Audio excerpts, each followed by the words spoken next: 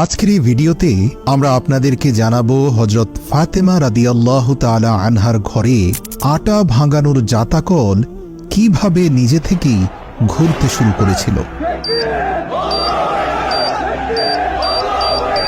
দর্শক, একবার হযরত সালমান ফারসি রাদিয়াল্লাহু তাআলা আনহু হযরত ফাতেমা রাদিয়াল্লাহু তাআলা আনহার ঘরে আগমন করলেন। তিনি দেখতে পেলেন হযরত ফাতেমা রাদিয়াল্লাহু তাআলা আনহা নিজ হাতে জাতাকল ঘুরিয়ে গম ভেঙে আটা তৈরি করছেন।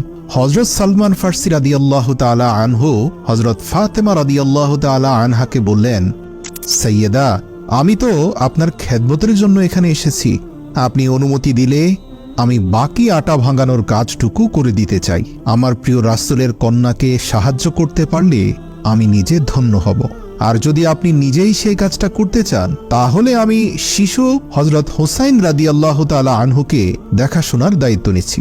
হযরত ফাতেমা রাদিয়াল্লাহু তাআলা আনহা তখন বললেন, আমি হযরত হুসাইন রাদিয়াল্লাহু তাআলা আনহুর দেখাশোনা সবচেয়ে ভালোভাবে করতে পারি, অতএব আমি তাকে কোলে নিচ্ছি, তুমি জাতাকল ঘোরাও। হযরত সালমান ফারসি রাদিয়াল্লাহু তাআলা আনহুর সাথে সাথে রাজি হয়ে গেলেন। এরপর তিনি অনেকক্ষণ সময় ধরে জাতাকল ঘোরাতে লাগলেন।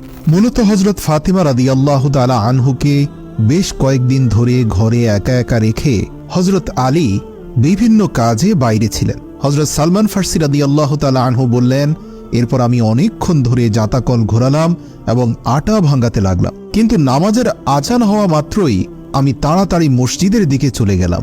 হঠাৎ করে আমার মনে হলো আমি এতটুকু পরিমাণ আটা ভাঙাতে পারিনি যার ফলে ইমাম হোসাইনকে একটা রুটি বানিয়ে দেওয়া যায়। এদিকে নামাজেরও সময় চলে যাচ্ছে। আমি তাড়াহুড়ো করে নামাজের জন্য মসজিদের দিকে রওনা হলাম।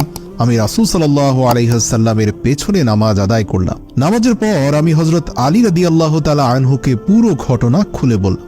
হযরত আলী রাদিয়াল্লাহু তাআলা আনহু যখন জানতে পারল যে ফাতেমা এতটাই কষ্টে রয়েছে যে একদিকে সন্তানদের লালন পালন, ওইদিকে গম ভাঙিয়ে আটা তৈরি করা, এমনকি ক্ষুধার্ত হোসাইনকে একটি রুটি বানানোর মতো আটাও বানিয়ে দিতে পারেনি, বিষয়টা অনুধাবন করে হযরত আলী রাদিয়াল্লাহু তাআলা আনহু অত্যন্ত লজ্জিত হলেন।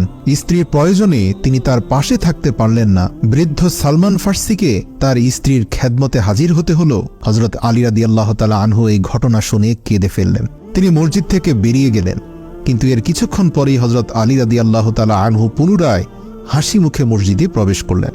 রাসূল সাল্লাল্লাহু আলাইহি ওয়াসাল্লাম হযরত আলী রাদিয়াল্লাহু তাআলা আনহুকে এর কারণ জিজ্ঞাসা করলেন। হযরত আলী রাদিয়াল্লাহু তাআলা আনহু বললেন, আমি মসজিদ থেকে বেরিয়ে গিয়ে হযরত ফাতেমা রাদিয়াল্লাহু তাআলা আনহার নিকটে গেলাম।